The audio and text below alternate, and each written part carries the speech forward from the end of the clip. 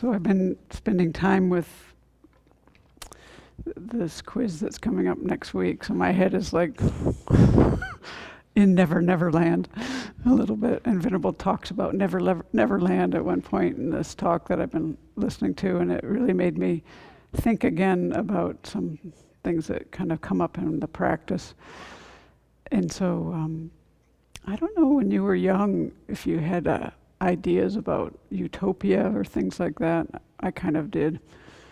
And then that idea kind of shifted as the years went by and the decades went by.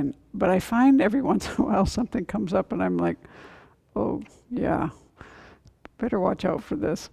So Venerable was teaching about emptiness and about the ultimate nature of reality and dependent arising and things like that. And she's talking about how things are, because things are dependent arisings, and they exist by just being designated by nominal convention, right? Including emptiness, including this ultimate reality.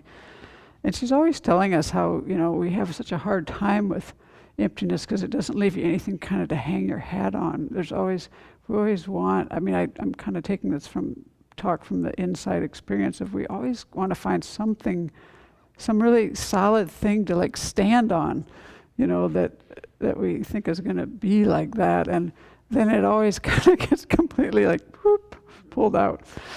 And so this was another one of those mind-boggling things. So when you think about, what you might think of like Nirvana as being, I guess is how I was thinking about this. Like you think you're doing this practice, and at some point your mind's going to be like completely peaceful, and that probably would be the case. But I think there's something in my mind that goes to what she's talking about, what she calls Neverland. And that's this idea that you would escape into this ultimate reality, like it would be some kind of escape, and you'd be like in this absorbed state where you'd never have to deal with conventionalities again. That's like, she's like, no, that's impossible. Brushing your teeth. Yeah, like anything, it's like we so much want to get away from our problems. I think for me what it comes back to is the lack of training early on in meditation, what its purpose was. And so a lot of it in my mind was just to kind of, a lot of people actually think that it's to stop the mind, stop these thoughts that are driving us crazy, and you're going to absorb yourself into some kind of place that's actually going to be like this Neverland. So that's really not what's going to happen, because that emptiness that we're talking about, it depends on these conventionalities. There's something that is empty. There's emptiness of something. And so it's like you can't ever really take these things apart, even to the point where she says, you think you're never going to have to deal with these conventionalities again. Go ahead, you can try to do that. But the conventionalities still exist. They exist because emptiness exists. It's like we just can't make our mind wrap these two things together. We can't really see how things are completely interdependent, and they can be that way because they're empty. And they're empty because they're completely interdependent. Our mind just always falls to this one, falls away from that one way, shape, or form.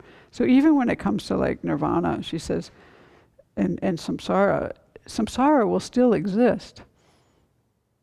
And the emptiness of samsara will exist. So the emptiness is the ultimate nature of samsara. So it's like you're never going to be able to separate. One is only posited in relation to the other.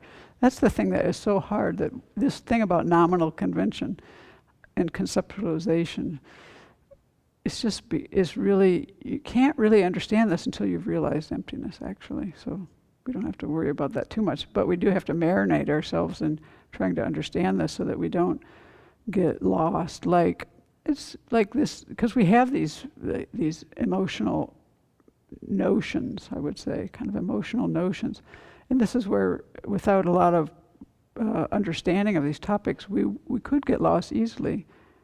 Like like people who think that certain kinds of absorptions of meditative stabilizations are liberation. And you could stay in those for a really long time. So like, how would you know? I mean, you really have to really try to penetrate the meaning of these things they're trying to tell us, even though we're not going to understand them. But we might not realize them, but we can come to certain levels of understanding them. And that, I think we experience that just, I can't say anyone here has realized emptiness, but we all study it, and we all, I think, have some level of experience where it does shake things up so things don't seem so solid, and it helps you during your day in that way. So I think it's like having these road maps so we don't end up in some never land where we get stuck there for, who knows how long. You could be stuck there a long time if the Buddhist worldview is correct. So anyway, maybe it's something in here that just to think about where this comes up in your own practice. I think that's kind of my point, this feeling level of things, this wanting some kind of security, wanting some kind of release. But where does it take you to without wisdom?